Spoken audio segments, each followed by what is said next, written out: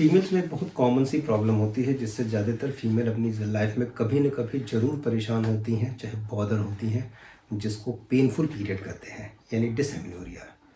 Painful period young females यानी young बच्चियों में ज़्यादा होता है, ओल्डर एज में चाहे एडवांस एज में कंपैरेटिवली कम होता है, जिसके लिए excessive use of the pain killer किए जाते हैं। और आपको जान के बहुत आश्चर्य होगा कि सीडीसी अमेरिका की एक ऑफिशियल वेबसाइट है जो गवर्नमेंट बॉडी है, जिसकी रिपोर्ट के अकॉर्डिंग 2010 में एक डेटाबेस कलेक्ट किया गया था, जिसके अकॉर्डिंग हर एक दिन में 18 फीमेल की death over use of the pain killer की वजह से होती है। और एनसीबीआई की एक रिपोर्ट है जिसके अकॉर्डिंग फीमेल्स में इनफर्टिलिटी का जो सबसे बड़ा कॉज होता है वो over use of the pain killers है। अब आप समझ सकते होंगे कि पेन किलर का एक्सेसिव यूज़ एक फ़ीमेल की लाइफ को कितना बुरी तरह इफेक्ट करता है, जो कि आने वाले फ्यूचर या आने वाले समय की कंडीशन को काफ़ी हद तक बॉदर करता है। ज़रूरत है इस बात को जानने की कि क्या होम्योपैथी में हमारे पास कोई ऐसा सोल्यूशन है जिस तरीके से हम इन excessive use of the painkiller से बच सकें, या फिर पेनफुल पीरियड को without use of the painkiller हम इसे ठीक कर सकें। मैं बताना चाहूँगा हाँ, होम्योपैथी से पेन किलर को कैसे अवॉइड किया जा सकता है, excessive use of painkiller से कैसे बचा जा सकता है, कौन कौन से कारण होते हैं जिसकी वजह से आपको पेनफुल पीरियड होते हैं, पेनफुल पीरियड कितने तरह के होते हैं, उसके पीछे पैथोलॉजी क्या होती है, और अल्टीमेटली मैं एज ए होम्योपैथिक डॉक्टर इसमें हम क्या दवाइयाँ रिकमेंड करते हैं जिससे आप अपने आप को इन पेन किलर से बचा सकें और पेन फ्री पीरियड को इंड्यूस कर सकें। सो दैट्स वाई ये सबसे ज़्यादा ज़रूरी बातें होंगी आज के इस टॉपिक पे। बने रहिए हमारे इस यूट्यूब वीडियो के लास्ट तक। मैं डॉक्टर अतुल कुमार सिंह, निरामया होम्योपैथिक, अपने इस चैनल में आपका स्वागत करता हूँ। उम्मीद करता हूँ आपको हमारे वीडियोस पसंद आ रहे होंगे। यदि आ रहे हैं तो इसे लाइक करिए, शेयर करिए, और यदि अभी तक आपने हमारा चैनल सब्सक्राइब नहीं किया तो ज़रूर सब्सक्राइब करिए।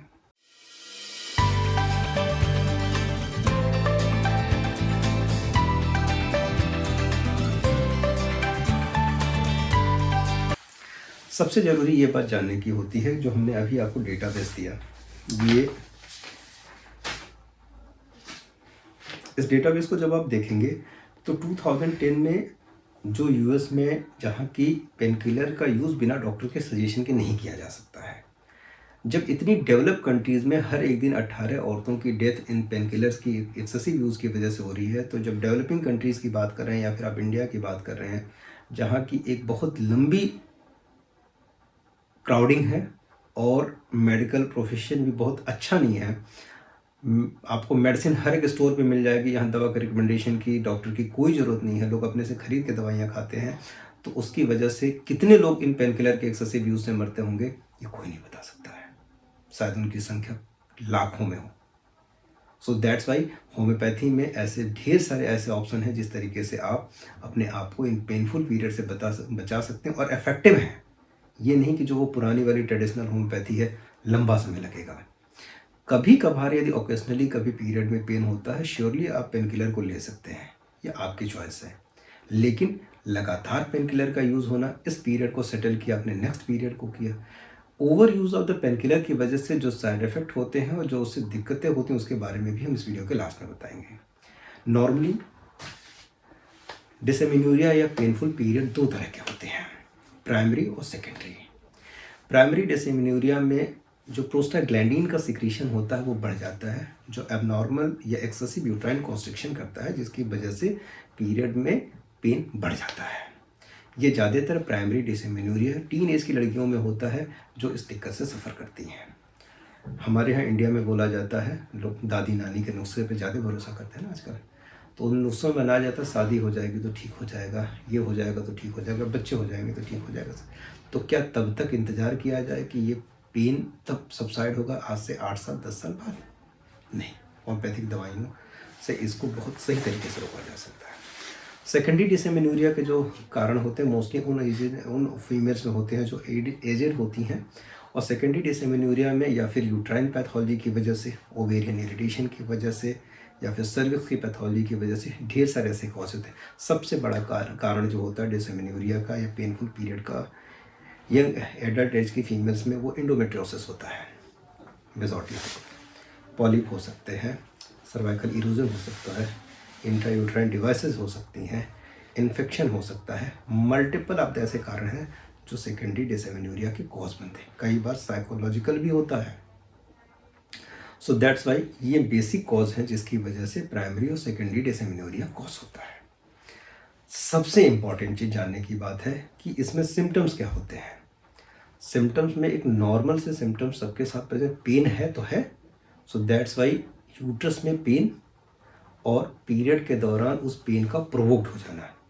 अब ध्यान देने वाली बात ये, पेन के टाइप और इंटेंसिटी के अकॉर्डिंग हमारी दवाइयाँ सेपरेट हो जाती हैं होम्योपैथी में, एलोपैथी में नहीं होती हैं। एलोपैथी में मान लेते हैं कि प्रोस्टाग्लैंडिन की सिक्रीशन को इनहिबिट करना है, उसके लिए जो भी ऐसी दवाइयाँ देनी हैं जो प्रोस्टाग्लैंडिन के सिक्रीशन को इन्फ्लुएंस करे या कम कर दे तो पीरियड को सबसाइड कर देगी। लेकिन कब तक प्रोस्टाग्लैंडिन का यूज़ करेंगे, एंटी प्रोस्टाग्लैंडिन वाली दवाइयों का यूज़ करेंगे, that is not the safe. Homeopathy में आपके पेन के टाइप, इंटेंसिटी और पेन के मॉडलिटी के हिसाब से दवाइयाँ अलग हो जाती हैं। इस वीडियो के लास्ट में हम 2 दवाइयों के नाम भी आपको बताएंगे। जब कुछ ना समझ में आए तो आप उन्हें ले लीजिएगा, आराम मिल जाएगा। लेकिन फिर भी एक अच्छे होम्योपैथिक डॉक्टर के कंसल्टेशन में रह के इलाज करवाइएगा यदि आप चाहते हैं कि चाहती हैं हमेशा के लिए ठीक होना, बार बार उन दवाइयों के यूज़ करने से बचना चाहती हैं तो। सो दैट्स वाई कॉज के बाद से सिम्टम्स और सिम्टम्स के बाद से अब इन्वेस्टिगेशन में बेसिक इन्वेस्टिगेशन सारे वही होते हैं, अल्ट्रासोनोग्राफी, MRI, CT। इसी के बिहाफ पे यदि सेकेंडरी पैथोलॉजी होती है तो फाइंड आउट हो जाती है। लेकिन ज़्यादातर केसेस में आपको कोई पैथोलॉजी नज़र नहीं आती है, या फिर डॉक्टर बोल देता है दिस इज़ द फंक्शनल डिसएमेनोरिया, यानी कि हमारे कोई कारण नहीं मालूम है, बस डिसएमेनोरिया हो रहा है, प्रोस्टाग्लैंडिन का सिक्रीशन तो हो ही रहा है, दैट्स वाई वो पेन प्रोवोक्ड हो रहा है। ज़्यादा देर नहीं करेंगे, सीधे ट्रीटमेंट की बात करते हैं। यानी कि आप डिसएमेनोरिया यानी पेनफुल पीरियड से अपने आप को कैसे बचाएंगे, वो कौन से तरीके हैं जिस तरीके से आप इस कंडीशन को ठीक करने में अपनी हेल्प कर सकती हैं और इसको जल्दी से ठीक कर सकती हैं। पहले नंबर पे डाइट और रेजिमाइन। मेडिसिन से पहले मैं डाइट रेजिमाइन की बात करता हूँ। ड्यूरिंग द पीरियड या बिफोर द पीरियड यदि आपकी साइकिल रेगुलर है तो उस टाइम सबसे ज़रूरी चीज़ ये होती है कि आप अपने बॉवेल मूवमेंट को रेगुलेट कर लीजिए। कैसे करेंगे आप अपना जो फूड है वो ईजिली डाइजेस्टेबल फूड पे आ जाइए, फाइबर रिच फूड पे आ जाइए, ताकि कोई भी एब्डोमिनल डिस्कम्फर्ट ना रहे। यदि ये रहा तो आपके पेन को प्रोवोक कर देगा। जो आपका यूट्रस होता है वो बॉवेल के आसपास ही होता है। सो दैट्स वाई यदि बहुत ज़्यादा फ्लैटस बन रहा है, गैस बन रही है, कॉन्स्टिपेशन हो रहा है, बाकी कोई इंटेस्टाइनल एबनॉर्मलिटीज़ है, बाकी सारी चीज़ें हैं, तो श्योरली आपके पेन को बढ़ा देंगी। तो क्या फ़र्क पड़ता है, आप 4 से 5 दिनों के लिए नॉर्मल डाइट पे नहीं आ सकती हैं। पेन को बियर करना और पेन किलर के सहारे रहने की तुलना में ज़्यादा बेटर है, कंजर्वेटिव मोड में रहिए। होम्योपैथिक दवाइयों की बात करते हैं। होम्योपैथिक दवाइयों में एक लंबी चौड़ी दवाइयों की लिस्ट है जो हम यूज़ करते हैं, क्योंकि यहाँ एक मेडिसिन इस पेन के लिए नहीं दी जा सकती है। सबके पेन की इंटेंसिटी, सबके पेन के टाइप और सबके पेन की मॉडलिटी अलग अलग होती है। 2 पेशेंट के पेन के टाइप और मॉडलिटी और सेम सर्कमस्टेंसेज में हो रहा है तो भी दवाइयाँ अलग होती है, क्योंकि मेंटल फ्रेमवर्क भी अलग अलग होता है। जैसे समझने की कोशिश करिएगा। ज़्यादातर यूज़ करने वाली दवाइयाँ, ओवेरियन इरिटेशन की वजह से यदि डिसएमेनोरिया कॉज हो रहा है तो सिमिसिफ्यूगा दवा है, आराम मिल जाएगा। लेकिन फिर मैं बताना चाहूँगा टोटलिटी बेस के सिम्टम्स के बिहाफ पे दवा दी जानी चाहिए। सिमिसिफ्यूगा से आराम मिलेगा, ठीक होने की श्योरिटी नहीं है। तो ठीक होने की श्योरिटी के लिए ज़्यादा बेटर है कि कॉन्स्टिट्यूशन बेस की दवा किसी डॉक्टर के कंसल्टेशन में रह के करिए। क्रैम्पिंग पेन हो रहा है, अचानक सडनली शुरू हो रहे हैं, चले जा रहे हैं, शुरू होने चले, ब्लड होना ज़्यादा अच्छा काम करती है। इसके अलावा यदि मेम्ब्रेनस डिसएमेनोरिया हो रही है, ज़ेंथोज़ाइलम लोअर पोटेंशियम अच्छा काम करती है। इतना ज़्यादा पेन हो रहा कि पसीने छूट जा रहे हैं, कैलिकार्ब अच्छा काम करती है। इसके अलावा कुछ नहीं समझ में आ रहा है, कोई मॉडलिटी क्लियर नहीं हो रही है, वाइबर्नम ओकुलम अच्छा काम करती है लोअर पोटेंसी में। तो ढेर सारे ऐसे मॉडलिटी बेस के मरीज बहुत इरिटेट हो रहा है, सिमिसिफ्यूगा। पेन रेडिएट होकर बैक में जा रहा है, कैलिकार्ब। ब्लीडिंग एक्सेसिव हो रही है, पेन जितना भी बढ़ता जा रहा है उतनी ज़्यादा ब्लीडिंग हो रही है, मिलीफोलियम। एक एक मॉडलिटी के बिहाफ पे दवाइयाँ अचानक चेंज होती है। लेकिन फिर बताना चाहूँगा, ये जो मैंने मॉडलिटी के बेस पे आपको दवा बताई है, ये आपको सिम्टोमेटिक आराम तो देगी, लेकिन आपको ठीक होना है तो कॉन्स्टिट्यूशन बेस का ट्रीटमेंट जरूरी है। डिसमेनोरिया के केसेज में ज़्यादातर लोग अपनी टेस्टिमनी नहीं देते हैं। यदि फ्यूचर में कभी टेस्टिमनी देंगे तो ज़रूर हम इसको अटैच करेंगे और डिस्क्रिप्शन बॉक्स में डाल देंगे। डिसमेनोरिया एक बहुत बड़ा टॉपिक है, आगे चल के इसके बारे में जो भी अपडेट होंगे हम आपको देते रहेंगे।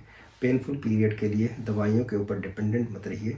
जितने भी लोग पेन किलर का ज़्यादा एक्सेसिव यूज़ करते हैं वो अपनी आने वाली फ्यूचर को अफेक्ट करते हैं, क्योंकि इनफर्टिलिटी का major cause excessive use of painkiller. ये मैं नहीं बता रहा हूँ, ये एक साइट का लिंक दे रहे हैं, उस पर जाके आप देख लीजिएगा।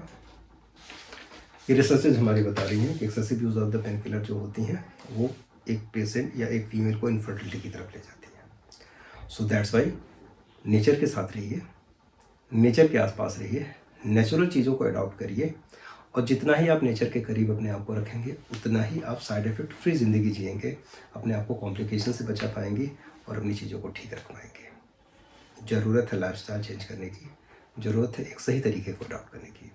Thank you very much.